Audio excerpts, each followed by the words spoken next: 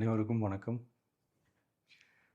ஒரு 20 வயசு இளைஞரா இருக்கும்போதே, புரட்சித் தலைவர் எம்ஜிஆர் அவர்களை நம்பி, அவங்களுடைய மன்றத்தில் சேர்ந்தவர்.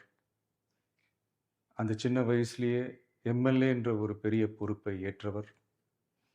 அதுக்கப்புறம் அவருடைய அந்த பயணத்துல, அந்த இயக்கத்தின் இருபெரும் தலைவர்களுக்கு ஒரு பெரிய நம்பிக்கைக்குரியவராக அரசியல் களத்தில் இருந்தவர்.